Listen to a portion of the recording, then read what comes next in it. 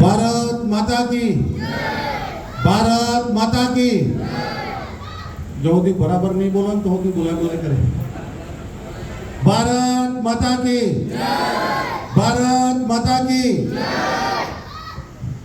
આજના ગાંધીનગર જિલ્લા પંચાયત, ગાંધીનગર જિલ્લા ભારતીય જનતા પાર્ટી, ગાંધીનગર તાલુકા ભારતીય જનતા પાર્ટી આયોજિત આ વલાદ જિલ્લા પંચાયત સીટના નૂતન વર્ષ સ્નેહ મિલન કાર્યક્રમમાં આપણી વચ્ચે ઉપસ્થિત તાલુકા ભારતીય જનતા પાર્ટીના અધ્યક્ષ ભાઈ શ્રી નિયલભાઈ, જિલ્લા પંચાયતના કારોબારીના ચેરમેન બેન રંજનબેન, આપણા તાલુકાના સદસ્યો ભાઈ શ્રી રણજીતભાઈ, ભાઈ શ્રી લાલભાઈ, બેન રમીલાબેન, આપણા સરપંચશ્રીઓ ભાઈ શ્રી હોદાજી, ભાઈ હિતેશભાઈ, ભાઈ દિલીપભાઈ, ભાઈ અંકિતભાઈ, ભાઈ ગોપાલજી, આપણા ડેલિગેટ ભાઈ શ્રી શૈલેન્દ્રસિંહ, અહીંયા ઘણા બધા સિનિયર આગેવાનો પણ ઉપસ્થિત છે।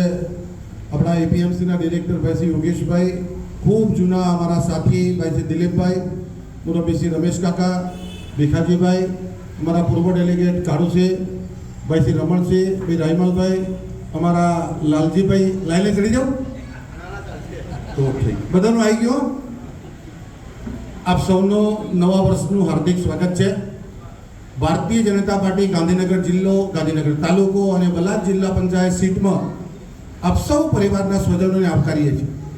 नवा वर्षे आप सौ ने आ नवु वर्ष खूब सुखदायी ने फलदायी निवड़े। नवा विचारों, नवा उमंग, नवी सफलताओं साथे आ नवा वर्षे आप सौ अनेक प्रगति करो, सफलताना शिखरों सर करो एवी आ दादाना चरणों में प्रार्थना करूँ छूं। आम तो बहुत सरस पवित्र जग्या छे अने आखा विस्तार पर एमना आशीर्वाद छे। આપણા બધા ઉપર એના વિશેષ આશીર્વાદ રહે અને તમે બધાએ મોનેલી, મનમાં રાખેલી અને મોનેલી બધી મનોકામનાઓ પૂરી થાય એવી શુભકામનાઓ કરું છું। નૂતન વર્ષ સ્નેહ મિલન કાર્યક્રમ જિલ્લા ભારતીય જનતા પાર્ટી તરફથી, ગુજરાત પ્રદેશ ભાજપ તરફથી સમગ્ર રાજ્યમાં ચાલી રહ્યો છે। પરંપરા પ્રમાણે આપણે પહેલા જિલ્લાના સંમેલનો કરતા હતા। છેલ્લા 7-8 વર્ષથી આપણે તાલુકા કક્ષાએ સંમેલન ચાલુ કર્યા અને આ વખતે પહેલી વાર જિલ્લા પંચાયત બેઠક ઉપર સંમેલન થાય। હું આયોજકો ભાઈ શ્રી લાલભાઈ, રોનકભાઈ અને એમની ટીમ એને હૃદયપૂર્વક અભિનંદન પાઠવું છું કે આખા તાલુકા જેટલી સંખ્યા અહીંયા એક સંમેલનમાં કરી છે। જોરદાર તાલી પાડીને આપણે સ્વાગત છે। કાર્યક્રમમાં વધારેમાં વધારે લોકો જોડાય। आज कार्यक्रम तालुका मथके होय तो आ सीट में 25-50-100 लोग आवे, एनी जगह 500-600 लोग आई गया तो वधारे में वधारे लोकोने मळवानुं थाय, परिवारना लोकोने दिवाळीनी शुभेच्छाओनी आपले थाय अने भारतीय जनता पार्टी तबक्कावार क्रमशः आपणी आइडियोलॉजी साथे, जे नवा नवा विचारों साथे, नवा नवा कार्यक्रमों साथे, लोक कल्याणनी नवी योजनाओं साथे जे पब्लिकनी वच्चे जाय छे तो बधी माहिती तमने बधाने छेक सुधी मळे एवा प्रयास साथे आपणे आ जिल्ला पंचायत लेवले कार्यक्रमों करीए छीए। आपणुं सदनसीब छे। भूतकाळमां एवुं कहेवातुं हतुं के जिल्ला पंचायत तो कल्पना पण नहोती आपती आपणे के जिल्ला पंचायत जीती। अनेक प्रयत्नों आपणे कर्या। तालुका पंचायतोमां पण भूलथी आपणे एक गलाटनी सीट जीती जईए तो आनंद आनंद थतो हतो। आजे જેવી રીતે દેશમાં પંચાયતથી પાર્લામેન્ટ સુધી ભારતીય જનતા પાર્ટીનું શાસન છે। અહીંયા 3 તાલુકા પંચાયતની બેઠકો અને જિલ્લા પંચાયતની બેઠક આપણી પાસે છે। એના માટે જોરદાર તાળી થઈ જાય કે આ વિસ્તાર જેટલો કોંગ્રેસનો વિસ્તાર હતો, એક સમયે ભાજપનો ફેસ પહેરીને નીકળવું હોય તો પણ બીક લાગતી હતી। એવા સંજોગોમાં આ આગેવાનોએ અને આપ સૌ કાર્યકર્તાઓ જે પરિશ્રમ કર્યો, आदरणीय मोदी साहेब, अपने अमित भाई शाह साहेब, भूपेन्द्र भाई साहेब एना नेतृत्वमां जे प्रमाणेना कामों थया छे एने विश्वास लई एने समर्थन आपी अने आपणो आ विस्तार गांधीनगर जिल्लानो जे कायमी हतो एने आ 5 वर्षमां भाजपमय करवानुं काम कर्युं। एना पहेला पण आपणे जीत्या हता, पण आखी व्यवस्थाओ भारतीय जनता पार्टीनी थाय એવું કામ ભારતીય જનતા પાર્ટી આપ સૌએ કર્યું છે, એ બદલ આપ સૌને અભિનંદન. સાથે સાથે પાર્ટીએ પણ તમને પાછું આપ્યું. તમે ચાંદલો કર્યો તો અહીંયા કારોબારી સમિતિના ચેરમેન બેઠા છે, તો આખા જિલ્લાનું બીજા નંબરનું સૌથી મોટું સ્થાન આખો જિલ્લો 4 તાલુકા, એમાંથી આ બધા આગેવાનો રજૂઆત કરતા હતા કે અમારા વિસ્તારને મળે. તો બેન રંજનબેન જેઓ શિક્ષિત છે, ભાઈ રવજીજીની તાલુકામાં સેવાઓ મહામંત્રી તરીકે અનેક વખત એમણે પાર્ટી માટે પણ કામ કર્યું છે, તો એની કદર કરી, આખા વિસ્તારની કદર કરી. આ એક વ્યક્તિગત રંજનબેન ચેરમેન નથી, આપણે બધા બેઠેલા લોકો ચેરમેન છીએ, એવો ભાવ પણ કોંગ્રેસ ભારતીય જનતા પાર્ટીએ આપણને આપ્યો છે. ત્યારે આપણી જવાબદારી બની જાય છે કે બહુ નજીકમાં નવા અવસર આવવાનો. તો જે તકાતથી આપણે લડ્યા હતા, જે પ્રમાણેના પરિણામો આપ્યા છે, હમણાં તાલુકા પંચાયતમાં પણ આપણે આ અવસર પૂરો થયો, તો એમાં પણ આપણે રિપીટ કર્યા છે 3 સદસ્યો, 3 લગભગ આપણા જ હતા. તો રિપીટેશન કર્યું છે. એવું પાર્ટી જેને પણ ટિકિટ આપે, કમળનું નિશાન લઈને જે આવે એને ફરીથી પાર્ટીએ આપણને જે આપ્યું છે, પહેલા આપણે પાર્ટીને આપ્યું એટલે આપણને ચેરમેન આપે, હવે ચેરમેન આપ્યા છે તો પાર્ટીને પાછું આપણે ફરી સદસ્ય આપવાનું છે. અને એ જ ક્રમમાં જ્યારે પણ જરૂર પડે ત્યારે લોક ઉપયોગી કાર્યો જે કર્યા છે પાર્ટીએ એને સમર્થન આપી અને આપણા વિસ્તારની આબરૂ અમે તો કાયમ જઈએ કે હારીને જ જવાબ થાય એવું થતું. જતા હતા નહીં, પાછા હિસાબામાં જ ના જઈએ છીએ, કારણ કે ખબર હોય કે આપણા વિસ્તારમાં ઠેકાણું. પણ આ વખતે આ બધા આગેવાનોએ ખૂબ તાકાત કરી અને બધું પરિણામ લાવ્યા છે. ત્યારે આપ સૌને અભિનંદન. સાથે ફરીથી પણ આપનો એવો જ પ્રેમ, એવી જ હૂંફ, એવો જ સહકાર ભારતીય જનતા પાર્ટીને મળે અને કમળના નિશાન લઈને જે પણ આવે, એ કોઈ પણ વ્યક્તિ આવે, આ ખેસ જેના પાર્ટી આપે એને આપણે સમર્થન કરી અને ભારતીય જનતા પાર્ટીનો પુનઃ ભવ્ય વિજય થાય એ દિશામાં કામ કરવા માટે આપ સૌને વિનંતી કરું.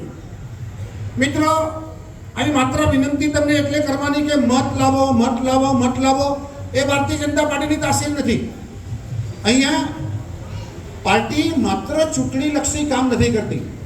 અનેક પાર્ટીઓ છે, ચૂંટણી આવે એટલે બિલાડીને ટોપની જેમ નીકળી જાય છે.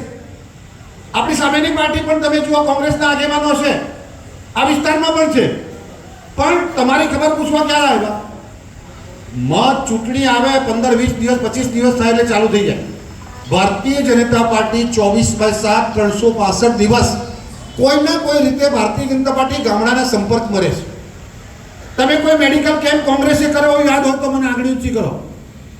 કોઈ બ્લડ ડોનેશન કેમ્પ કોંગ્રેસે કર્યો હોય તો યાદ કરો મને. કોઈ જગ્યાએ પદયાત્રીઓ માટે કેમ્પ લગાડ્યો હોય અહીંયા સેવાનો કોઈ કાર્યકર્તા તો યાદ કરો. કોઈ વખત અછત રાહત, કોઈ વરસાદ પડી ગયો અને ફૂડ પેકેટ બનાવવાનો હોય તો કોઈએ પ્રયત્ન કર્યો તો કરો. કોઈ જગ્યાએ પરિવારમાં મુશ્કેલી પડે, ખબર પૂછવા જવાનું હોય, કોઈને મદદ કરવાની હોય તો કોઈએ કર્યું હોય તો કહો. આ ભારતીય જનતા પાર્ટી છે કે તમારું જનધનનું ખાતું ખોલાવવું હોય તો એ ભારતીય જનતા પાર્ટીને ચિંતા. તમારે ત્યાં સ્વદેશીનું અભિયાન કરવું હોય તો એ ભારતીય જનતા પાર્ટીનો કાર્યકર્તા આવે. તમને કોઈ બીમારી હોય તો મેડિકલ કેમ્પ કરવું હોય તો ભારતીય જનતા પાર્ટીનો કાર્યકર્તા કરે. એટલે આપણે માત્ર મત લેવા માટે નથી આવતા. જ્યારે જ્યારે તમને જરૂર પડે ત્યારે ભારતીય જનતા પાર્ટીનો કાર્યકર્તા પાર્ટી હોલ એ આપણી સાથે ઊભી રહે છે.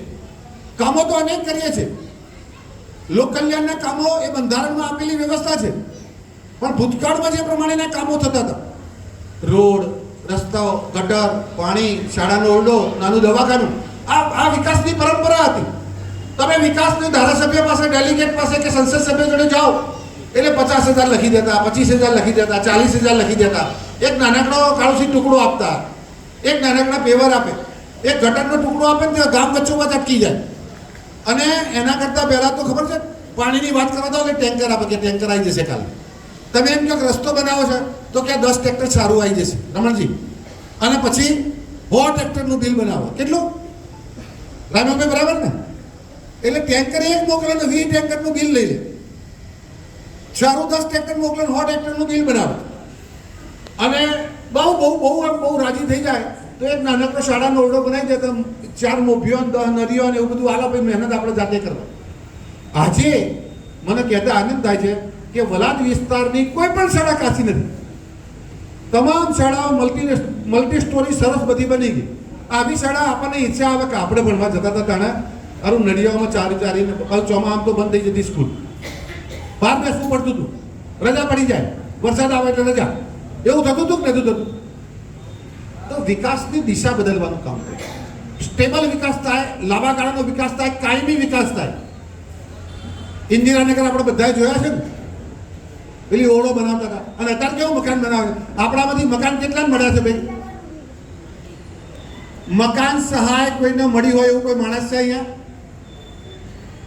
ઘણા બધા છે પણ કોઈને ખબર નહીં હોય કે આ મને સરકારે આપ્યું. તો કેવું પાક્કું મકાન મળે છે? પાક્કું મકાન કેવું સરસ મળે, ઘરવાળાએ આપણે ના બનાવ્યું એવું બને છે ને. તો મકાન તો એ પણ બનાવતા હતા, આપણે પણ બનાવીએ છીએ. તો ઘરનું ઘર મળે, એમાં વીજળીનું કનેક્શન મળે, પાછું પાણીનું કનેક્શન મળે, એમાં ગેસનું કનેક્શન મળે, પાછું બહાર શૌચાલય મળી જાય. તમારા ઘેર કોઈ અજા થઈ હોય અને બેન દીકરી વિધવા થઈ હોય તો એને પેન્શન મળે. જો આ જ્યાં ખોટું હોય તો કહી દેજો, શરમ નહીં રાખવાની. હું કહું છું ને, જો એક પણ વસ્તુ ના મળતી હોય તો કહેવાની છું. દાદા કે બા વડીલ થઈ ગયા હોય તો વૃદ્ધ સહાય પેન્શન મળે.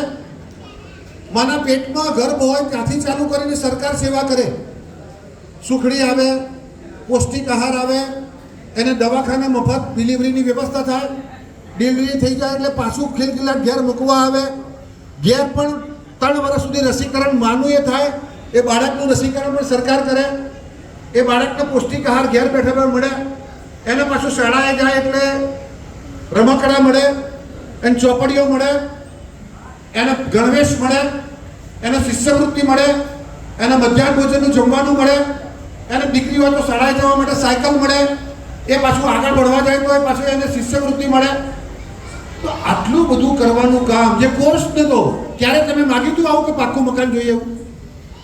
તો કોર્સમાં નહોતું એવું મોદી સાહેબે વિચાર કરી અને જનસામાન્યના વિકાસ માટે જે પણ જરૂર પડે એવી બધી વ્યવસ્થાઓ કરી.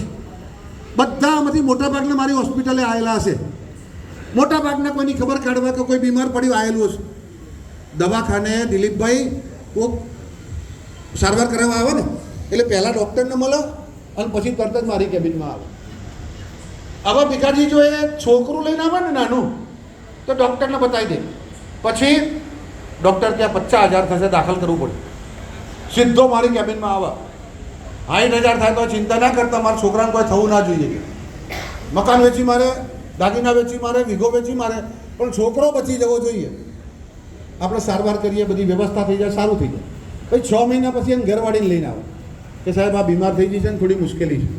એટલે ડૉક્ટર જોડે જાય, ડૉક્ટર ત્યાં 35,000 થશે એટલે પાછો અરે કંઈ વ્યાજબી કરો ને યાર, આટલો બધો ખર્ચો ના કરાય. હું કહું તો સિવિલમાં ના યાર, માર તો રોટલા બંધી જાય તો કાઢું વધારે સારવાર કોઈ કરાવી છે, 25,000 કરજો, ત્યાં દાખલ કરાય અને સારવાર કરાવી. પણ પછી હવે સમજવા જેવું, જો મા બાપને કોઈનો મોતિયો આવ્યો કે કોઈને પથરી આવી કે બારને કોથરીનું કોઈ તકલીફ પડી અને મા બાપને લઈને આવ્યો, ડૉક્ટર જોડે રમણજી જાય અને પછી એમ કહે કે 40,000 ખર્ચો છે, 2% કાઢતો આવો. ક્યાં ડૉક્ટરને ફોન પડે છે, કાઢે એટલા થોડા કાઢવાના છે, આટલો બધો ખર્ચો હોય, દવા લઈને ચાલતું કરજો છે, નહીં ઓપરેશન કરાવો. આ પરિસ્થિતિ બધાના હતી. આ બધા માના ના માના. દીકરાની સારવાર ગમે તેટલા પૈસા થાય તો કરવી હતી, પણ મા બાપની સારવાર કરવા માટે કે દવા આવીને ચલાવી દો. આ મારો 15 વર્ષનો અનુભવ છે. કોઈ પણ માણસ હોય કે મા બાપ હવે છો આટલું જીવવાનું કેમ ખોટો ખર્ચો શું કા કરાવો?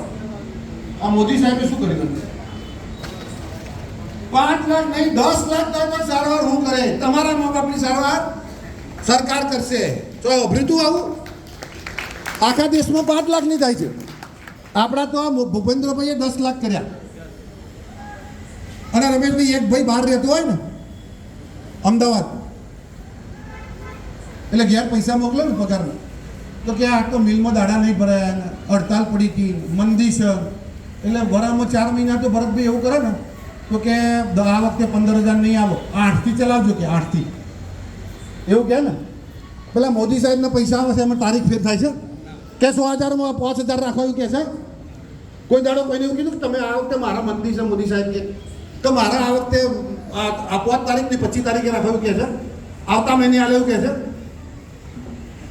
અને તમે ગામડાથી પેલા ભાઈને ઘઉં મોકલાવતા હોય, બાજરી મોકલાવતા હોય, દર વખતે 10 મણ મોકલાવતા હોય તો એક વરાજાન કે આ વખતે પલળી જાય આ વખતે તો પાક્યું જ નહીં કે પોચમણથી ચલાવો, બીજું તોથી લઈ લેજો એવું કહો છો ને. અને મોદી સાહેબ પેલું રેશનિંગ મોકલે છે, ફટાક દઈને આમ 5 કિલો પ્રમાણે મોણા જેટલો હોય એટલું પડી જાય છે નહીં નરેશભાઈ? તો આપણે લે જ કરવાનું ખાલી બસ. તમને ચિંતા નહીં, પેલા ભાઈને ઘર સંસાર નહીં, એને ચિંતા કે મોણાને શું શું જોશે. મા બાપને કોઈ ખવડાવતું નહીં અને કાઢી મૂકશે એટલે 1500 રૂપિયા નાખ્યા. અને સ્થિતિ એવી બની છે કે રહોડું થાય ને એટલે વહુ પહેલાં બાપા ખાઈ લો કે, કારણ કે ખાતામાં 15 આવેલા પડ્યા હોય એટલે બાપાને પહેલાં ખવડાવે. બેનને રાખવા કોઈ તૈયાર નહીં થાય, કાઢો કે પણ 1200 રૂપિયા આવે રંજનબેન એટલે ફટાક દઈને બૂન હાચવે ને, કારણ કે ક્યાંક પાછા ચોક જરૂર પડશે ને એટલે ખાતામાંથી 2-3 મહિના થાય એટલે 5000 રૂપિયા લાવીશું. એટલે આ વ્યવસ્થાઓ હું તમને કહું, હમણાં અમે ગઈ વખતે આલમપુર એક વખત કોઈ બેઠક કરવા ગયા હતા. આપણા લાલભાઈ કાર્યકર્તા છે, એમના ફાધર ચેરમેન હતા, એના ઘર આગળ ખાટલા નાખીને બેઠા હતા. 10 લોકો ભેગા થયા, દિવાળીના પહેલાંનો સમય હતો. પછી એક ડોહા ઊભા થઈને હેડ્યા, પછી એક બા ઊભા થઈને હેડ્યા. પછી મેં કીધું બેહો નથી, ચા આવે છે. પેલું કે સાહેબ બેંકમાં જવું છે. તમે બેંકમાં જઈને શું કરશો? હપ્તો પડી ગયો છે કે લઈ જાવ તો દિવાળી કમાવો ને. આ હપ્તો ભાઈ આપણને કોઈ ઓછીના 5 રૂપિયા નથી મળતું, અને આ હપ્તો મોદી સાહેબ ટાઈમસર આલે, અનાજ ટાઈમસર આલે, દવા ટાઈમસર કરી દે, છોકરાને મફત ભણાવી દે, પછી તમને ઘર આલે, શૌચાલય આલે, ગેસ આલે, પાણીનું કનેક્શન આલે. આ તો બહેનો સહ નહીં નકર 5-4 કિલોમીટર બેડો લઈને ફરતો હતો અને ધોવા કુવા ફરવું પડતું હતું આ ચકલી ઘેર આગળ આખા ગુજરાતમાં. એટલે વ્યવસ્થાઓ બદલી, ટેમ્પરરી વ્યવસ્થાઓ નહીં, કાયમી વ્યવસ્થાઓ કરી. અને આ તો ટેલર જ છે, મેં કીધું એ તો જો તમારે બધું વાપરવું હોય તો સપ્તાહ બેહાડવી પડે. બોલો ઈચ્છા થાય તો એક કરવું. ખાલી આરોગ્યનું કહીએ તો 1 કલાક થાય, શિક્ષણનું કહીએ તો 1 કલાક થાય. એટલું બધું કર્યું છે. આપણે નફટ ના બને. આપણા ગામડાના માણસ છીએ, આપણે શહેર જેવું નહીં કે લગ્નમાં જઈએ અને ચોલ્લો કરવાનો હોય એટલે આપણે પહેલાં ચોલ્લો કરીને અંદર જઈએ અને શહેરવાળા જમી લે પછી આવતા ચોલ્લો કરે અને નક્કી કરે કેટલી મીઠાઈ હતી, ફરસાણ કેટલો હતો, જમવાનું બરાબર હોય એ પ્રમાણે ચોલ્લો કરે. આપણે ચોલ્લો પહેલાં કરી દઈએ, ભાઈબંધ હોય તો 500 કે 1000 કે જે પોહાતું એ પહેલાં કરી દઈએ. એટલે ખાવાનું આમંત્રણ મળ્યું છે એટલે ચોલ્લો કરવાનો આપણો રિવાજ છે. એટલે ફરીથી માર્ચ મહિનામાં જે વરરાજા આવે, જેનો વાડવો રોપાય એમાં આપણે હા કટમ જવાનું. આમંત્રણ આજથી ગણી લો, કોઈ કંકોત્રી લખે કે ના લખે, આ મારી કંકોત્રી સમજી લો. અને હા કટમ આપવાનું, પાડોશીઓ લેતું આપવાનું, પેલું લખાય ને સહકુટુંબ મિત્ર મંડળ સહિત આપણે કંકોત્રી કેવું લખી દઈએ. એટલે બધાને બોલાવી લાવવાની છૂટ અને બધાને ચોલ્લો કરવાનો. અને કોઈ ભૂલકડો હોય ભૂલી જાય કંઈક કહેવાનું, ચોલ્લો કરવો પડે. અલગ ઘણા ભૂલ ખાઈને નહીં જતા રહેતા હોય. તો એવું ના થાય એની ચિંતા કરવાની કે ભાઈ આ મારવા જાઉં ને એટલે કમર ઉપર મારવાનું. આ વાત કરવા માટેનું આ દિવાળી સ્નેહ મિલન છે. બધાની તંદુરસ્તી સારી રહે, બધાના ધંધા રોજગાર સારા ચાલે, બધાનું ગોઠવાઈ જાય. કેટલાક બાકીવાળા દેખાય છે તો ગોઠવાઈ જાય એવી શુભેચ્છા ભગવાનની. પણ જે અવસર આવે એમાં આપણે સૌ પ્રયત્નો પ્રામાણિક કરીએ એવી વિનંતી કરું. ખૂબ પરિસ્થિતિ ખરાબ હતી આપણા દેશની. 2014માં તમે બધાએ મત આપીને મોદી સાહેબને દિલ્હી મોકલ્યા ને, ત્યારે દેશની જે સ્થિતિ હતી ને એ તમે જુઓ તો એવું લાગે કે કોઈ દેવી શક્તિએ આપણને મોદી સાહેબને મત આપવા માટે પ્રેરિત કર્યા. આપણે તો ગુજરાતનો વિકાસ થયો હતો એટલે આપણે આપવાના હતા, પણ સમગ્ર દેશના લોકોએ કેમ આપ્યા ખબર છે? ઘણી વખત બગલમાં છોકરોને દેખાતું નથી. આપણે દીવો લઈને ફરીએ ને તો આપણા પાછળ ના દેખાય. એમ ગુજરાતનો વિકાસ આપણને બરાબર નહોતો દેખાતો. આપણને સહેજ ખાડો પડ્યો હોય તો તકલીફ પડતી હતી, એક સહેજ મોડું થઈ જાય તો તકલીફ પડતી હતી. આખી દુનિયાને ખબર પડી ગઈ હતી કે આ માણસમાં કંઈ પડેલું છે. આ માણસ નથી, દેવી શક્તિ છે. 24 કલાકમાંથી 20 કલાક કામ કરે છે ને, આ માણસ એ આધ્યાત્મિક શક્તિવાળો, ડિવાઇન ફોર્સવાળો, ઉપરવાળાનો મોકલેલો એક આપણો દૂત છે. અને એ માણસ જ કરી શકા. અને એટલે કેટલું બધું કર્યું. અહીંયા હમણાં એક પેલું મગજમારી ચાલે, ટેરિફ. ટ્રમ્પ અને ટેરિફ બધાને યાદ છે ને, બધા છાપા વાંચો છો ને. કોઈ તાર ખબર હતી? એ ટેરિફનો વાંધો જ નથી. અહીંયાથી મોકલવાની ડ્યુટી લગાડી એનો વાંધો જ નથી. એ વિઝા આલવાનું ઓછું કર્યું એનો વાંધો જ નથી. વિદ્યાર્થીઓને ભણવાને દેવું કે છે ને, એ બધા વાંધા નથી. એ તો ફુવારી હાય ને એટલે બોનું એમ કાળે તમને આવવાનું હતું કીધું. અને મને પોગા જ બેહાડે કે પેલા જમાઈને ખાટલો આગળ બેહાડે મને પોગા એવું કહે ને. એટલે ફુવાનો વધો બીજો હોય, પણ આ નાનો નાનો બોનો કાઢે. ટ્રમ્પ બોનો શું કાઢે છે? આ બધો બોનો કાઢે છે. વધો એ છે કે તમે મોદી સાહેબને મત આપ્યો તો અને બંકો ઉપડ્યો છે તે અશ્વમેઘ એમને કરી દીધો છે. હવે દેશમાં નહીં રોકાતો, દુનિયાની સફરે નીકળી પડ્યા છે. અને વિશ્વના ફ્લેગ ઉપર કોઈ પણ જગ્યાએ મિટિંગ હોય તો સાહેબ આવે એની રાહ જોવાય. એક સમયે તો જેડી કે મોદી સાહેબના વિઝા નતા હાલતા. આ લોકો બધા વાંચ્યું હતું ને, વિઝા નતા હાલતા. અત્યારે એરપોર્ટ ઉપર લેવાય ઊંધા પડે. લાલ જાજમ બછાઈ અને દેશનો વડાપ્રધાન એની ઓફિસે સ્વાગત કરે ને તો આ દોડાશે છે કે એરપોર્ટ સુધી પ્લેનમાંથી ઉતારે છે પકડી. હમણાં એક દેશના વડાપ્રધાને, પપુઆ ગિનીના વડાપ્રધાન જાહેરમાં પગે લાગ્યા. વડાપ્રધાનને કેટલા જોયું તું? કોઈ દેશના વડાપ્રધાન આપણા વડાપ્રધાનને પગે લાગે કોને ખબર છે? આ અડધો ખબર છે ને, બાકીના કહેવા માટે કેવું છું. આમાંથી કોઈ મને ઓગળી ઊંચી કરો કે તમારો છોકરો તમને પગે લાગતો હોય. સર પહેલાના બીજા દેશનો વડાપ્રધાન પગે લાગા એ સિદ્ધિ તો જુઓ તમે. कुछ बात है ऐसी की हंसते मिटती नहीं हमारी. यूनान मिस्र रोम सब मिट गए जहां से, सदियों से रहा है दुश्मन दौरे जहां हमारा, लेकिन कुछ बात है ऐसी की हंसते मिटते नहीं हमारे, सारे जहां से अच्छा પડેલું છે. આમાં કયા જમીનમાં કંઈ પડેલું છે? સનાતન હિન્દુ ધર્મમાં કંઈક પડેલું છે, આપણી આસ્થામાં કંઈ પડેલું છે, આપણી પૂજા પદ્ધતિમાં કંઈ પડેલું છે, આપણા ધર્મમાં કંઈ પડેલું છે, આપણા ધર્મગુરુઓમાં કંઈ પડેલું છે. તાકાત છે હિન્દુત્વ અને હિન્દુસ્તાનની આ તાકાત છે. આ ભગવાને આપણા બધાનું ભલું કરવા માટેની તાકાત અમિતભાઈમાં અને એમાં મૂકી છે. અને રાજ્ય પાછા ભૂપેન્દ્રભાઈ જેવા ભગવાન મોકલ્યા છે. તમે જુઓ, પગે લાગવાનું મન થાય એવા મુખ્યમંત્રી. અમે ઘણી વખત વાત કરીએ ને એટલે ફોન બંધ કરીને હોઈ જવાનું કે બહુ ટેન્શન ના લેશો, તો ભગવાન કરે, આપણે નહીં કરવાનું એવું કે. બહુ ટેન્શન નહીં તેન્દ્રભાઈ કે તમે હું બહુ રજૂઆત કરવા જાઉં ને, ખેડૂતોનું હોય, અછતનું હોય, પેકેજ હોય, મુશ્કેલી હોય, એક્યુરેસી થઈને રજૂઆત કરું ને એટલે કે તબિયત ના બગાડશો, આ દાદા ભગવાન હવ સારું કરશે કે આપણો ઈરાદો સારો છે ને, બોલો કેટલા જોઈએ છે. અને આ તમને કહી દઉં, આ વરસાદની પ્રોબ્લેમ છે. બિલાડીના ટોપની જેમ કોઈ દાડો ખેડૂતનો પૂછતા નતા, એ બધા ટીવીમાં આવીને બફાટ કરે છે. કોઈ માણસ, કોઈ કોંગ્રેસનો આપનો આગેવાન અત્યાર સુધી તમને કોઈ પૂછવા આવ્યો હોય તો કહો. અત્યારે આ વરસાદનું જોઈ અને અમને ટીવીમાં આવવા માટેની ચાનક ચડી છે. એટલે કે અમે આમ કરીશું, અમે આમ કરીશું, અમે આમ કરીશું.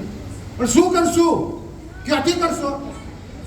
એક ગામમાં એક શેઠ હતો, એ બહુ સરસ દુકાન ચલાવો.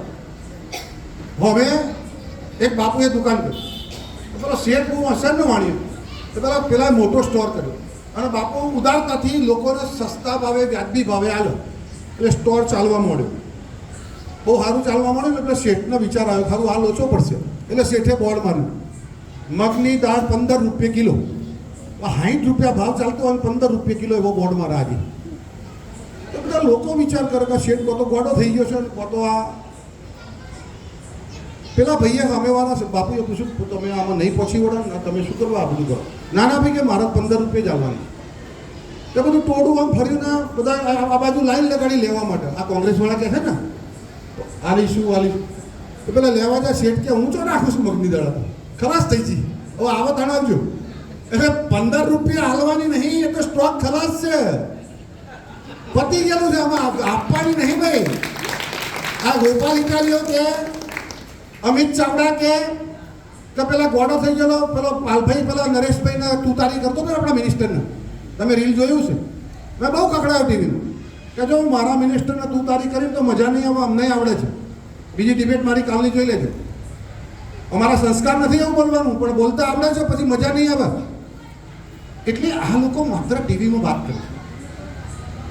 માલ જ થઈ રહ્યો છે, પછી 15 રૂપિયા છે તો મફત કહેતો હોય નથી લાવવાનું. આ બધાની દુકાનો બંધ છે, 12-13 બચ્યા છે. એટલા 1 ડઝન છે, 1 ડઝનથી વધારે બચ્યા નહીં. હવે ક્યાંથી હાલવાના? હમણાં પંજાબનો ગોપાલ ઇટાલિયાએ આજે કીધું કે 50,000 રૂપિયા અમે આપીશું. કેટલા? તો મેં આજે બાઇટ મૂકી છે, હમણાં રાત્રે બધાને મોકલું. એને કેવું કર્યું ખબર? ઓગસ્ટ મહિનામાં વરસાદ આવે, આ તાત્કાલિક આલી દો કહે છે ને, તમને બધાને થતું આપણે પલટ્યું છે, આપણે નુકસાન થયું છે, આપણે હક છે, માગવાનું જ છે અને લેવાનું એ છે. આપણી સરકાર છે અને અમે કીધું છે કે ધરાઈને આપો અને અઠવાડિયામાં આપી દઈશું. આ કહેવાય નહીં મારાથી, હું સરકાર નહીં.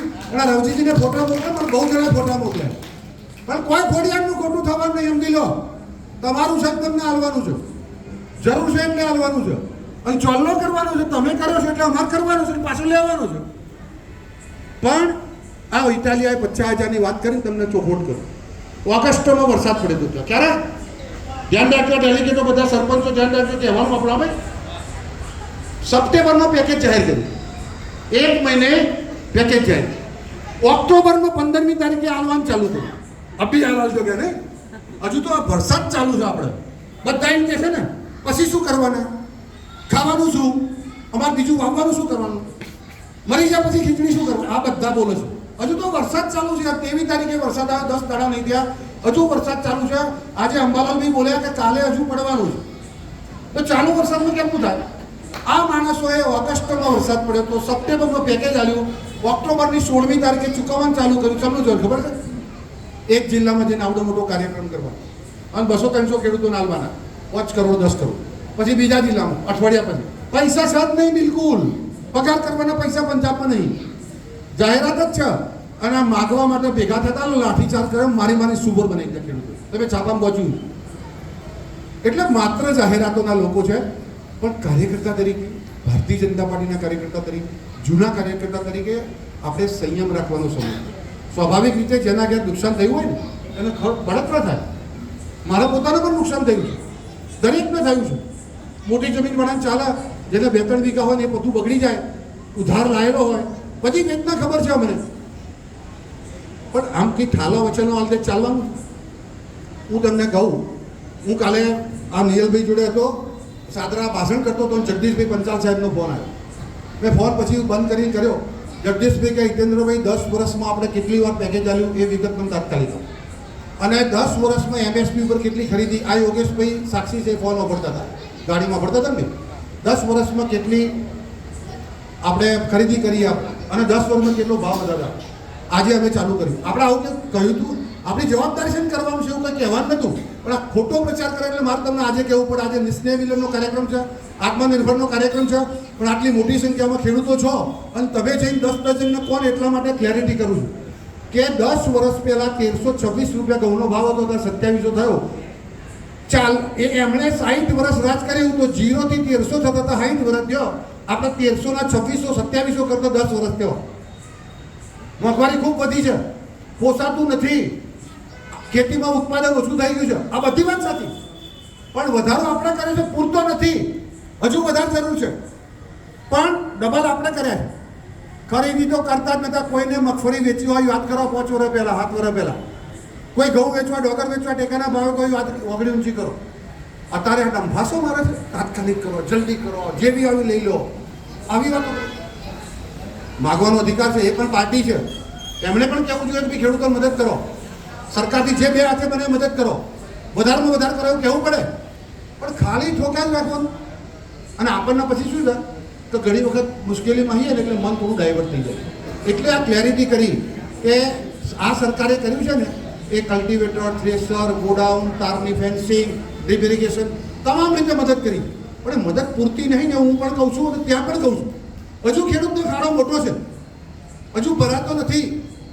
બીજા લોકોને જે ફેસિલિટી છે એટલી ખેડૂતને નથી, હજુ વધારો આપવાની જરૂર છે.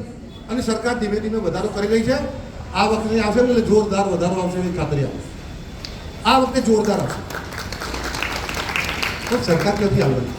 ભૂપેન્દ્રભાઈના ઘેર કે હિતેન્દ્રભાઈના ઘેરથી આવવાના? તમે બધા સરકારનું જે આયોજન છે એનો વહીવટ કરવાનો અને જ્યાં જરૂર પડે ત્યાં આપવાના. આ કોઈના ઘરના તો આપવાના તો ત્યાં હોવાય જોઈએ ને. હમણાં એક ભાઈએ કીધું દેવા માફ કરી દો, બધા મજા ગલી થાય ને. 1,30,000 કરોડની વીઘાથી લોન છે, જેટલી, અને 3 લાખ કરોડનું સરકારનું ટોટલ બજેટ છે. એમાંથી 1.5 લાખ કરોડ પગારમાં જાય, પછી મંજીરા વગાડવાની, અડધા પગારમાં જાય ને અડધા દેવા માફ કરી દઈએ. પછી આપણે આરામ કરવાનો, રોડ બંધ, રસ્તા, ગટર, પાણી, લાઇટનું બિલ ભરવાનું, શાળાઓનો પગાર, શાળા બંધ કરી દેવાની, કશું નહીં કરવાનું, દવાખાના બંધ કરી દેવાનું. એવું થાય? કંઈ વ્યાજબી વાત જ નહીં કરતા આ લોકો યાર, સાવ વ્યાજબી વાત નહીં કરતા. અને એટલે આવા લોકોને જાણવાની, ચેતી જવાની. અને આપણે લાઈનમાં ના બેસી જઈએ. પાછું મોટા ભાગે કેવું થાય મને કોઈ કહે ને મારો હા ગોપાલ તો બચ્ચા છે ના ચાલે છે, આ તો કરવું પડે. આપણે પોતાને એવું થઈ જાય છે. જે લોકો પોતાના મા બાપને નહીં રાખી શકતા આખા રાજ્યની ચિંતા કરે. સમજો પૂછો કે ક્યાં છે તમારા મા બાપ કોણ જોડે રહે? તો આવા લોકોથી ચેતી અને નવા વર્ષે નવો સંકલ્પ કરીએ. જેટલું કર્યું છે એ આ સરકારે કર્યું છે, અને બાકીનું જે કરવાનું છે ને એ પણ આ સરકાર કરવાની છે. બહુ અજમાયા, બહુ લોકોને તમે મૂક્યા, આ નહીં કરી શકે. એમની દાનત નથી. એમની દાનત હોત ને તો નર્મદાનો ડેમ ભરેલો 10 વર્ષ પડી ગયો. 10 વર્ષ. કોઈ ડેમ જોવા જ્યાં હોય ને તો કહેજો. એના પહેલા ડેમનું ગુજરાતમાં કેશુ બાપા આવ્યા હતા. એના પહેલા તારા 95 મીટરની ઊંચાઈનું કામ કેશુ બાપાએ ચાલુ કર્યું. એના પહેલા ચિમનભાઈ પટેલે આ ડેમ ઉપાડ્યો હતો. ઇન્દિરાજીએ પૈસા આપવાના બંધ કરી દીધા હતા. બધાની જોડે કિસાન વિકાસ પત્રો હશે. કિસાન વિકાસ પત્રો આપણે આપતા હતા. ખેડૂતોએ પોતે પૈસા આપ્યા હતા, અને કિસાન વિકાસ પત્રોના પૈસાથી આપણે ચિમનભાઈએ ડેમ ચાલુ કર્યો. પછી બંધ કરાયો, પાછો કેશુ બાપાએ ચાલુ કર્યો, પછી ધીરે ધીરે મોદી સાહેબ. ડેમ 138 મીટર બની ગયો. એ વાતના 8મી સાલમાં બની ગયો તો તે 14મા દરવાજા મૂક્યા. તો શાના માટે ભાઈ? ગુજરાત સરકારે દરવાજા બનાવીને રાખ્યા હતા. દર વખતે કલર કરવો પડતો, ખર્ચો થતો. પેલા મૂકવા જ ના દે, મૂકવા જ ના દે. કેમ? તો ગુજરાતમાં ડેમમાં દરવાજા મૂકીએ એટલે ડેમ ડબલ થઈ જાય, પાણી થઈ જાય, ગામડામાં પાણી જાય, ખેતરને પાણી મળે, ખેડૂત સમૃદ્ધ થઈ જાય. ગુજરાત સમૃદ્ધ થઈ જાય તો ગુજરાતનો વડાપ્રધાન થઈ જાય. એમને ડર એ વખતે હતો, પણ ગમે એટલું કર્યું પણ થઈ ગયો. હવે ભૂકા કાઢે છે. એટલે આ વ્યવસ્થાઓ એમના મનમાં ખેડૂત કરે છે. તો તમારે કહેવાનું કે આ દરવાજા 10 વર્ષ ક્યાં મૂકી રાખેલા. બીજું, અમે કેટલા બધા લોકોએ ખેતીનું વીજળીનું કનેક્શન લેવા માટે અરજી કરી છે. 87ની સાલથી દુકાળ પડ્યો ત્યારથી ચાલુ કરી. કોઈને 5 વર્ષ પહેલાં મળ્યું હોત મને ઓગળી ઊંચી કરો. તમે અરજી કરી હોય વહેલા વહેલું. મને તો 87નું છેક 94 એક 93 મળી, એક 94 મને 95 ત્રણ કનેક્શન મળ્યા. અરજીઓ બધી 87ની. દુકાળ પડ્યો, કૂવા બંધ થઈ ગયા, બોર આપણે બનાવ્યા, અને બોર બની ગયા પછી બેંક ઓફ ઇન્ડિયાની લોન 6 મહિને હપ્તો આવે. 14 હપ્તા 7 વર્ષની લોન. એ 14 હપ્તા ભરાઈ ગયા ને પછી મને બોર ચાલુ થયો. અને ચોરી કરતા હતા. હું ડાયરેક્ટ રોજ ચડીને બહુ ચાલુ કરતા હતા બોર. ડાયરેક્ટ રાતે થોભલે ચડી નાખીને પછી બોર ચાલુ. કેમ કે બોર બંધ થઈ જાય. બોર ના ચાલુ કરીએ તો સ્ટેન્ડર પૂરાઈ જાય, બોર ફેલ જાય. આ પરિસ્થિતિ હતી જ નથી. આજે કોઈને પણ 3 મહિના બાકી હોય કહી દેજો મને. અરજી કરી હોય ને 3-4 મહિના થયા હોય બાકી હોય તો આપણને કહી દેજો. 100% ગેરંટી થઈ જશે. માગો ત્યારે વીજળીનું કનેક્શન આપનારું એકમાત્ર ગુજરાત રાજ્ય છે. એકમાત્ર ગુજરાત. 24 કલાક વીજળી આખા દેશમાં આપણા છીએ તો એ નથી આપી શક્યા. 24 કલાક વીજળી એકમાત્ર ગુજરાતમાં છે. દિવસે વીજળી આખા દેશમાં એકમાત્ર ગુજરાતમાં છે. હોય તો કોઈને કહી દેજો, પૂછી લેજો અગાવાલા. ફરવા જાવ એટલે પૂછવાનું તમારે વીજળી દિવસે આવે છે? ફરવા જાય એટલે પૂછવાનું તમારે ઘેર 24 કલાક વીજળી આવે છે? ફરવા જાય એટલે પૂછવાનું કે તમારા ધિરાણના ટકા ભરવા કેટલા પડે છે? આ 0% વ્યાજે ધિરાણ આપનારું એકમાત્ર ગુજરાત રાજ્ય છે. 3 લાખ સુધીનું છે, 5 લાખ કરી દેવાના છે. આ વખતે જ કરી દેવાના હતા, પણ થોડી ટેકનિકલ વધો પડ્યો. આ નવી સિસ્ટમથી 5 લાખ મળશે. પાડોશીને કોરોના ફોન કરતા હતા ને તો એ કે ના હમણાં બહુ મંદી ચાલે છે. આ તો નોટબંધી થઈ એ વખતે કાઢવા મળે. નોટબંધી કેવું થયું? ભીખાજી 1 લાખ રૂપિયા. ના હિતેશભાઈ મંદી ચાલે. અને જેવી નોટબંધી થઈ જાય હિતેશભાઈ 2-3 લાખ પડ્યા લઈ જજો ને તમે. કોઈ 5 રૂપિયા ઓછી ના કરતો તો મોદી સાહેબ 5 લાખ રૂપિયા વ્યાજ વગર આવે છે. અને એના પછી 15 લાખ 20 લાખ 25 લાખની ખેડૂતને 30 લાખ સુધી રાષ્ટ્રીયકૃત બેંકો લોન આવે. તમારે કોઈ નાનું કામ કરવું હોય ને, અને 7-8% વ્યાજ, 22-23% વ્યાજ આલે. સિબિલને બીબિલને કેટલી પંચાયતો હતી. તમે દાખલો આલો છો, 7-12 આલો છો. સહકારી બેંકો 3-4 લાખ 5 લાખ લોન આલે. પેલી 25-30 લાખ રૂપિયા લોન આલે. અને તમારો કોઈ અવસર નીકળી જાય. એટલે વ્યવસ્થાઓ બદલવામાં કશી કચાશ નહીં રાખી. આ બધું કર્યું. ચલો આપણે હિન્દુ ધર્મની વાત કરી. તાકાત છે ને, જોરદાર તાકાત. તાકાત ક્યાંથી આવી? કેટલા વખતથી રામ મંદિર બાકી હતું કહો? 500 વર્ષથી ચાલતું હતું, કોઈ અડતું નહોતું એનું.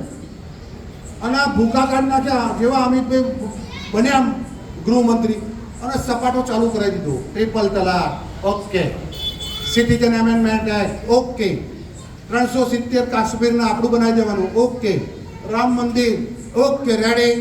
કાશી વિશ્વનાથ મહાદેવ ગયા છો?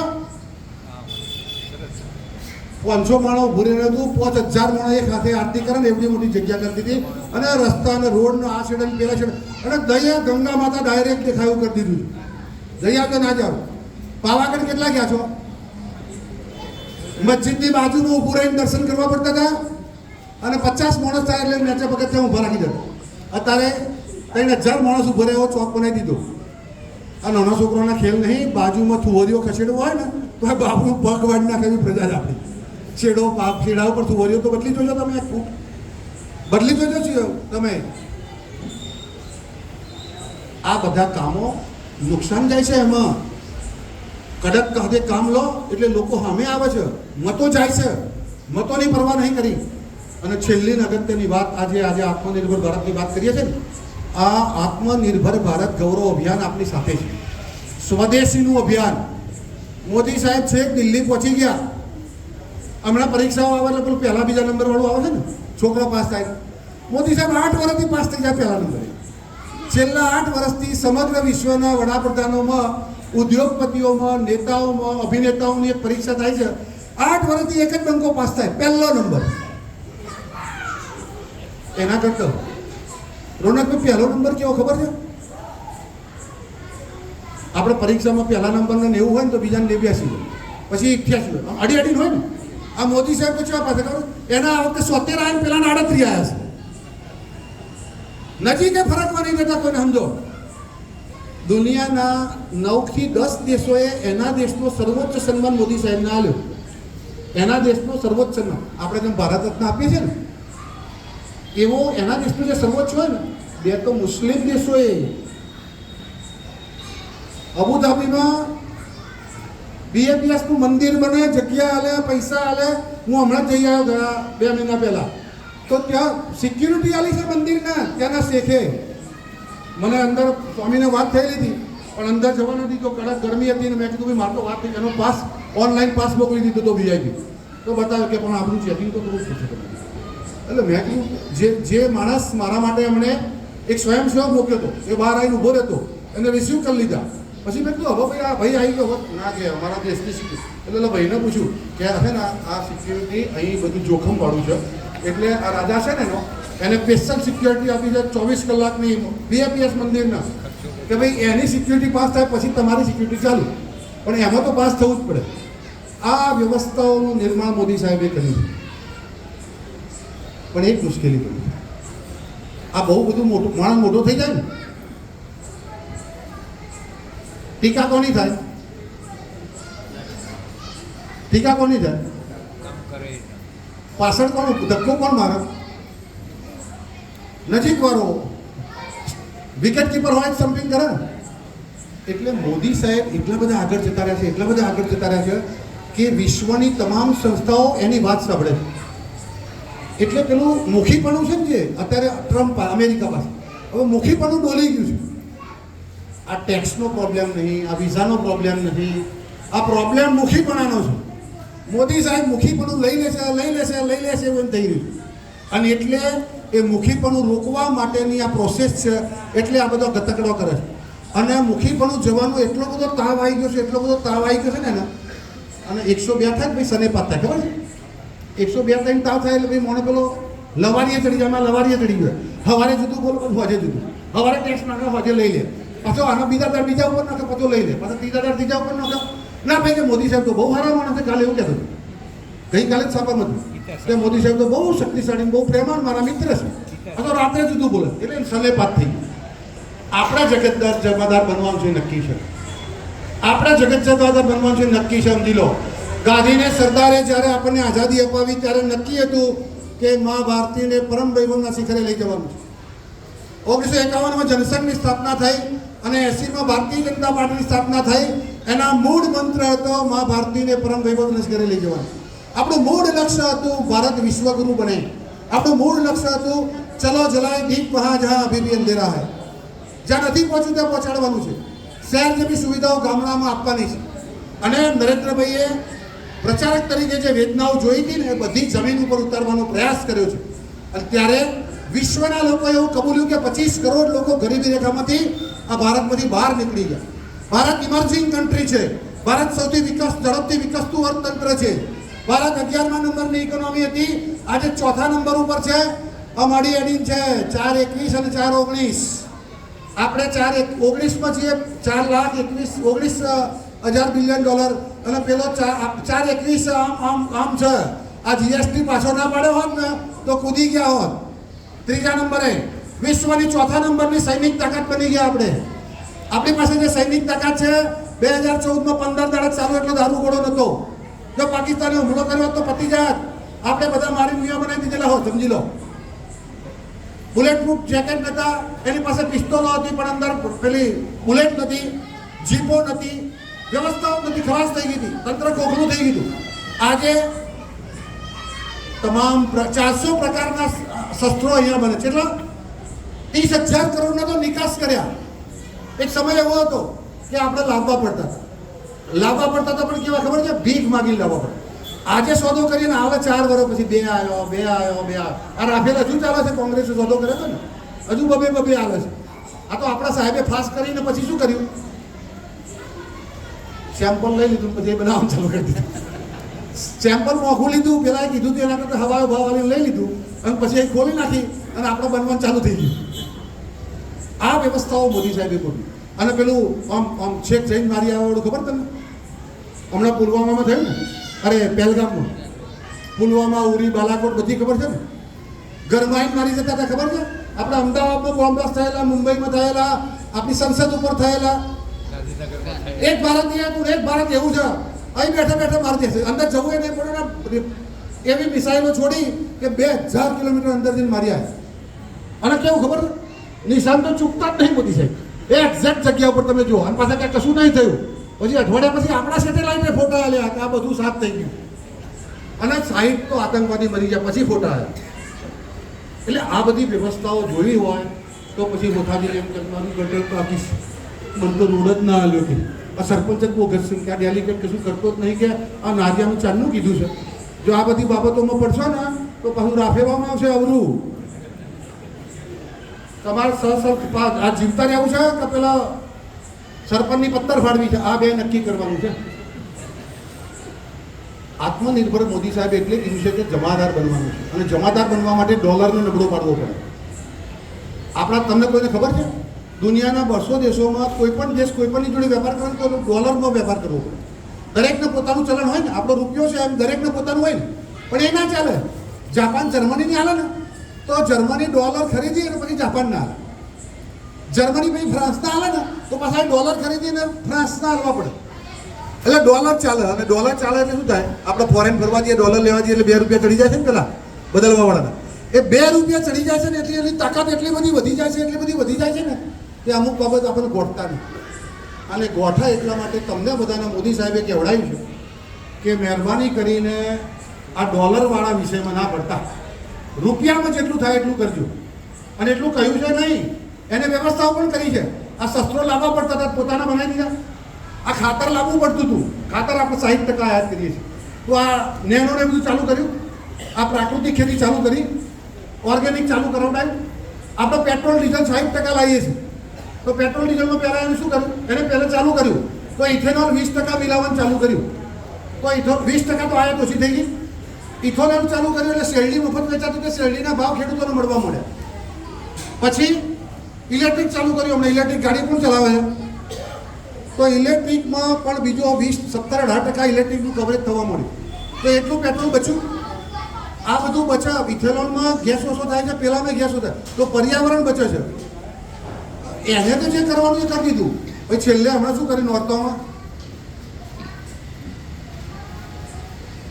સ્વદેશી વપરાય ને એટલા માટે બધા વેટના દર ઓછા કરી દીધા. જેટલી વિદેશી કંપનીઓ પીઝાથી મોડી અને લિપસ્ટિકથી, લાલીથી મોડી, શેમ્પૂ, હેર ઓઇલથી મોડી બધી વિદેશી કંપનીઓ છે. ડોમિનોઝ, લાપિનોઝ કે જે બધા તમે ગણો, તો પોતાના લોકોનું વપરાય એનો નફો લઈને જતો રહેશે.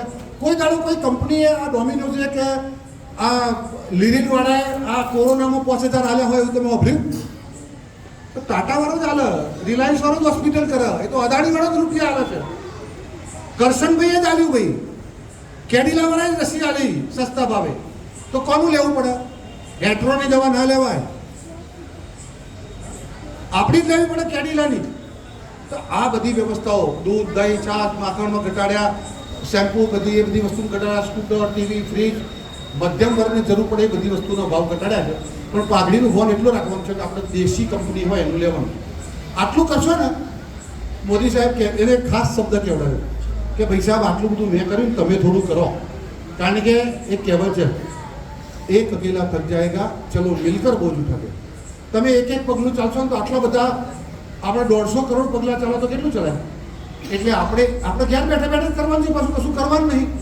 આઝાદીની લડતમાં તો માર ખાવો પડતો હતો, કોરડા વીતતા હતા, જેલમાં જવું પડતું હતું, મારી નાખતા હતા, છેક કાળા પાણીની સજા સાવરકરજીને તો મોકલી દીધા હતા. એવું તો આપણે કરવાનું નહીં ને.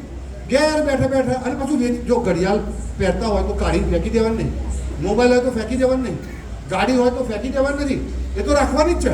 નવી નથી લેવાની. આપણે નવું વિદેશી નથી લેવાનું. જે સાહેબ આપણા પરસેવાનું છે, આપણે થોડું મફતનું છે તો ફેંકી દઈએ. પણ વિદેશી જ વસ્તુ લેવાની નવેસરથી નથી. આપણા લોકોને આપશો, એનો વેપાર વધશે, એનો ધંધો રોજગાર વધશે, એમાં રોજગારી થશે. ધારો કે એક ફેક્ટરી છે, એ માણસ 25 કરોડનું કામ કરે છે, તમે એને 35નું કરશો તો 10 કરોડનો વેપાર વધારશે તો ટેક્સ વધારે આપશે, એને નફો થશે, એ ચોરે છે. બીજું એને 100 કારીગર છે, 150 રાખવા પડશે તો તમારા છોકરાને નોકરી મળશે, તમારા ઘરમાં પૈસા આવશે, પાછા તમે ખરીદી કરશો. એટલે આપણી ઇકોનોમી જનરેટ થશે રૂપિયો. અને એટલા માટે જો ગામનો રૂપિયો ગામમાં અહીંથી વલાદ તો પછી આપણે ચિલોડા જવાનું નહીં, ચિલોડા મળે ગાંધીનગર જવું નહીં, ગાંધીનગર મળે તો અમદાવાદ નથી જવું. આપણું અને ભૂતકાળને તો આપણો સ્વભાવ હતો રમેશભાઈ, આપણી પરંપરાઓ કેવી હતી. ઘરનું બિયારણ બધા લાવતા હતા હાઇબ્રિડ. આપણે બધા ખાતા લેવા જતા હતા એટલે ઉનાળો આવે એટલે ગાડું ચાલુ કરી દેતા હતા ઉકેડામાં, કોઈ તકલીફ હતી અને ટોપ પાકતું હતું ને. આપણે કોઈ દવા છોટવી પડતી હતી. આ લગ્ન થાય ત્યાં કેટરસનો ઓર્ડર આવતા હતા આપણે. જેવી વ્યવસ્થાઓ હતી. 20 દાડા થાય જયેશભાઈ અને પછી પેલા જેના ઘેર અવસર તો ચાલુ થઈ જાય હોવા મોડા, એ કેટલો ચાલુ રહે, કશું કામ ના હોય. પછી કે આજે ઓરવા જવાનું છે, પછી ઓરીને આવે એટલે કે આજે સીધું લેવા જવાનું છે, પછી સીધું લઈને આવે એટલે કે આજે લેડીઝને કીધું સીધું સાફ કરવાનું છે. પછી સીધું સાફ થઈ જાય એટલે ભાઈઓને બોલા છોકરાઓ કે ચલો દરણા દરી આવો, લોટ ઠંડો પાડીને ભરી લો. પછી કે ચલો અમુક જેમ મજબૂત માણસ હોય ખેડૂતો કે લાકડો લઈ આવો, લાકડો કાપવાનો છે, લાકડો આવી જાય પછી લાકડો ફાડવાનો કાર્યક્રમ થાય. પછી બે મજબૂત માણસ ચૂલો ખોડવાનું છોડી દેવાનું. પછી ક્યાં વાહન લઈ આવો, પંચનો વાહન હોય, પછી વાહન ધોન તૈયાર કરીને મૂકી દેવાનું. આ કોઈ આપણો ઓર્ડર આવવો પડતો હતો એટલે બધું તું અહીં ઘણી બધું ઇમ્પોર્ટેન્ટ લાવીએ. જૂત તો 100 જાતનો રાખીએ છીએ. બાથરૂમમાં પહેરવાનો જુદો, ઘરમાં પહેરવાનો જુદો, પાછો ગામમાં જુદી સ્ટાઈલ, પાછા લગ્નનો જુદો, પાછા ભાજપમાં જઈએ એટલે સ્પોટ બૂટ પહેરીને જવાનું. પછી એમાં ઘઉં બાજરી વચ્ચે ના મેર પડે ભાઈ, એટલે માપમાં રહેવું પડે તો જ. ભાઈ મોદી સાહેબ શું કરવામાં તો. એટલે સ્વદેશીનો જે મંત્ર છે તમારી મેં 2 હાથ જોડીને વિનંતી કરું છું, આટલું કરજો અને કરાવજો. આ 600-700 માણસ બેઠું છે, 10-10 લોકોને કહેશો અને આપણી સીટમાંથી જો 5-10-15 કરોડ રૂપિયા પણ બચી જાય તો આખા દેશમાંથી કેટલા બચ્યું. અને એટલા પૈસા બચશે તો આ બધું માગવું નહીં પડે. ભૂપેન્દ્રભાઈ ઉદાર છે બહુ.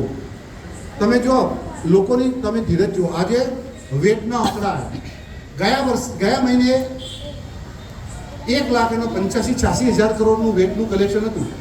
આ 40,000નો ઘટાડો કર્યો. કેટલો? તોય 1,97 થયું. ગઈ વખતે 186 હતું તોય આ વખતે 1,97,000 કરોડ વેટ આવ્યો, ટેક્સ આવ્યો. કારણ કે મલ્ટીપ્લાય થાય છે.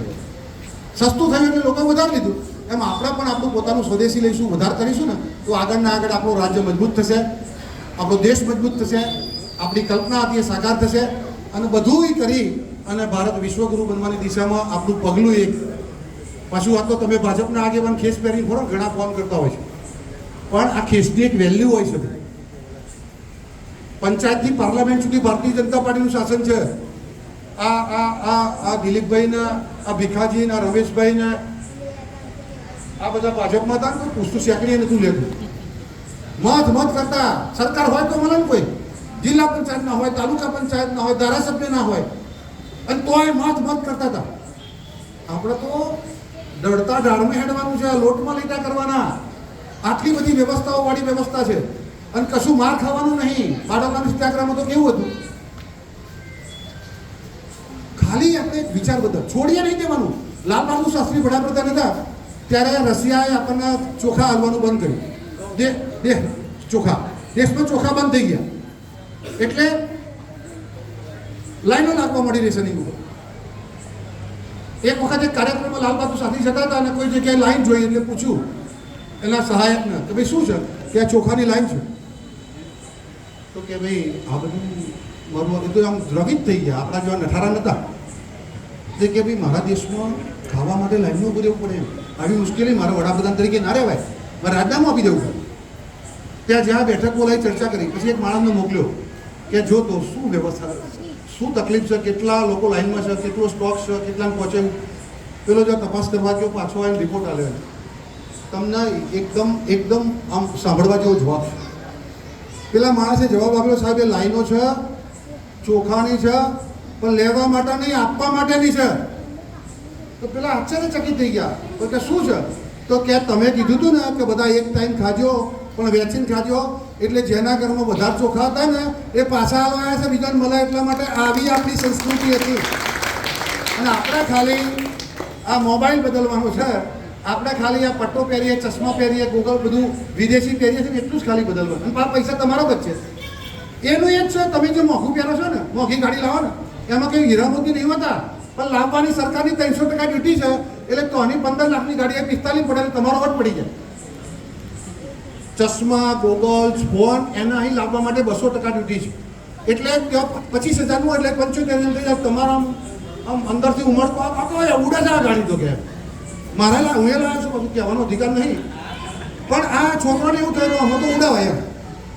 પણ વાસ્તવમાં ફેસિલિટી આપણી ટાટા જેવી કે આપણી ટોયોટો જેવી છે જ નહીં. એટલે આપ સૌને વિનંતી કરું છું કે જે પણ એની વ્યવસ્થાઓ, બહુ લાંબુ ભાષણ થઈ ગયું અને મને ટેવ બોલવાનો હતો ને માસ્તર હતો એટલે આખો પીરિયડ પૂરો ન થાય ને તો બંધ નહીં થયું. એટલું બધું થયું કહેવું તો ડબલ પગાર આવવું પડશે. હા, આ પૂરીની સુગંધ આવવા મળી એની ચિંતા છે મને. જમવાનો ટાઈમ થઈ ગયો છે ને તો જામીન ઉપર છોડી દઉં છું. પણ છેલ્લી વિનંતી કરું કે આ આપણા માટે છે. અત્યાર સુધી ભાજપ માટે કર્યું, ડેલિગેટ ચૂંટવા માટે, તાલુકા પંચાયતનું સભ્ય, જિલ્લા પંચાયતનું સભ્ય, ધારાસભ્ય, સંસદ સભ્ય ચૂંટવા કર્યું. ઘણી વખત સભ્યનો ઘડી કરવા માટે કર્યું છે, ઘણી વખત પેજ પ્રમુખ બનાવવા માટે કર્યું છે, ઘણી વખત ખાતા ખોલાવવા માટે કર્યું છે, ઘણી વખત ઘેર ઘેર સ્ટીકર આપવા, એ બધું કર્યું એ પાર્ટી માટે અથવા ઉમેદવાર માટે કર્યું. આ આત્મનિર્ભર છે ને એ તમારી આવનારી પેઢી માટે, તમારી પેઢીને કેવી સમૃદ્ધ રાખવી છે ને એના માટે છે, તમારી માલ મિલકત કેવી રીતે બચાવી એના માટે છે. એટલે આ પોતાનું કામ છે ને એ પ્રેમથી કરજો. અને બીજું આવતીકાલે અવસર આપવાનો છે, તાકાતથી લડવાનું છે. અને જેના પણ મેળ પડે એમાં આપણે કોઈ ઉમેદવાર નહીં, તમામ લોકો ઉમેદવાર. ગઈ વખતે આપણે બધા જ લડ્યા હતા તાકાતથી, એ રીતે લડવાનું છે. અને ઘણી વખત શું થાય ખબર, મને દર વખતે એવું થાય કે મને ટિકિટ મળવી જેવું થાય છે. 25 વર્ષથી કરું છું, 30 વર્ષથી કરું છું, જોરદાર કરું છું, આટલું બધું કરું છું એટલે થાય, 2 દાડા થાય ખરું. પણ ઉપરવાળા જે નક્કી કરે ને એનું ગણતરી હોય છે. કેવી હોય કે ભાઈ માણસામાં પેલો, કલોલમાં પેલો, બાપુનગરમાં, નરોડામાં, તો બધું ભેગું કરી બધા સમાજોને એક જગ્યાએ એમને ગોઠવવાના હોય. કોઈ જગ્યાએ એવો વિસ્તાર હોય દાખલા તરીકે તો ત્યાં ગોધરા લડવાનું હોય, દાહોદ લડવાનું હોય, જમાલપુર લડવાનું હોય, દરિયાપુર લડવાનું તો 2 નંબરનો માણસ જોઈએ ગમે તે. આપણને તો કહેવા ના દે પેલા બારે, એટલે બાહુબલી હોય ને બુટલેગર એવો રાખવો પડે. એટલે આપણને એમ થાય કે આવા માણસ, પણ એ લોકો વિચાર કરીને કરે. એટલે આપણા નેતાઓ જે નક્કી કર્યું હોય ને ઘડીક વાર થાય તો સાંભળી લેવાનું, પણ બહુ માથાકૂટમાં નહીં પડવાનું. કારણ કે ઉમેદવાર નક્કી કરવાની પ્રક્રિયામાં મોટું ગામ, મોટો સમાજ, દરેક સમાજને આપવાનું છે. જીતવાની કેપેસિટી કેટલી છે એ જોવાનું છે. કોનો સગોવાલો વધારે છે, આ બાજુ ઉતારો આમ જોવો પણ આમ ઉતારો, એટલે જેનો ઉતારો ચમનો છે કે આ ભાઈ એ પ્રમાણે મોરબી ચેટલાનો થયો છે બધું જોવું પડે. એના આધારે ટિકિટ આપે. એટલે આપણને એમ લાગે સારું હું આટલા ટાઈમથી કરું, મને ના મળી ભાઈ મારે ત્યાં તો ભેખાજી ના લીધી એ કરશે. હવે આપણે કોઈ એવું ના કરીએ. કારણ કે આપણે પુલવામા માટે લડવાનું છે, આપણે રામ મંદિર માટે વોટ આલવાનું છે, આપણે કાશી વિશ્વ માટે વોટ આલવાનું છે. પેલું રેશનિંગ ચાલુ રહે ને 5 કિલો ને 7 કિલો થાય એના માટે આલવાનું છે. પેલી સારવાર ચાલુ રહે ને કે પેલા ફટાકડીને બંધ કરી દે અને 6,000 મળે છે ને તે ના ચાલે તો 10,000 કરવા પડે, એના માટે આ વોટ આલવાનું છે. આ વોટ કોઈ વ્યક્તિને નથી આપવાનો, એટલા માટે મોટું મન રાખવું પડે. અને તમે જુઓ મહાભારતનું યુદ્ધ થયું ત્યારે 8મો દિવસ હતો, પાંડવો જીતતા જતા હતા અને કોંગ્રેસો હારતા જતા હતા. એટલે શકુનીએ ચાવી ફેરવી. આમાં ઘણા ચાવીવાળા આપણામાં હોય કે દિલીપભાઈ તમે જ ચાલો, બીજો તો ચમનો ચાલે કે ના પાડજો, નકર કે હું તો જઉં છું આપમાં. એમ આવા ચાવી ચડાવવાવાળા. શકુનીએ ચાવી મેળવી કે આ ડોહા તઈને આપણી જોડે બેસી રહ્યા છે. ભીષ્મ પિતામહ, દ્રોણાચાર્ય અને કૃપાચાર્ય, આખા વિશ્વના શ્રેષ્ઠ બાણાવડી આ તણે છે. એમાં ભીષ્મ તો ઈચ્છાપુત્રનું વરદાન છે, ગંગાપુત્ર છે, પોતે ભગવાનનો અવતાર છે, એને તો મારી જ ના શકે. એ સતોય આપણે હારીએ છીએ. લોચો લાગે છે કે ફૂટેલો છે, હમેવાળાનું કરતો લાગે છે કે કહી દો રોટલા તોડે છે કે. એટલે કર્ણ અને દુર્યોધન જ્ઞાન કીધું કે તાવ તમે અમારી જોડે હોય ને અમે હારીએ એવું થોડું ચાલે. અમારી ટીમને શંકા જાય છે કે ખાવશો અમારું, કરો છો અર્જુનનું. પેલાને ખોટું લાગ્યું એટલે એમણે કીધું કે કાલ સાંજ સુધી અર્જુનને પતાવી દે. કાલ સ્વાદનો સૂર્યાસ્ત અર્જુન નહીં જુઓ. હવે ગંગાપુત્ર ભીષ્મ સ્વયં ભગવાનનો અવતાર, એનું વચન કોઈ દિવસ એડે જાય. એટલે એક નક્કી આખા અહીંયા નહીં, બ્રહ્માંડના દેવતાઓએ માની લીધું કે કાલે અર્જુન પતી જશે અને પરમદર યુદ્ધ પતી જશે. 18 દિવસની ચાલે. દેવો ઇન્દ્રને બધા જ ચિંતા થવા મળી.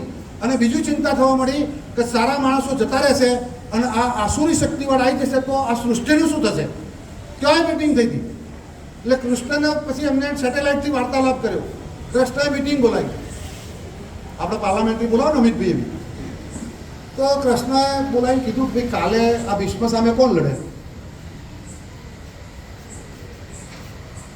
અર્જુન કે મારા સિવાય કોણ આખા છ જ તમારા જોડે છે. અને મારું પણ પતાવી દે છે, બપોર નહીં પડવા દઉં,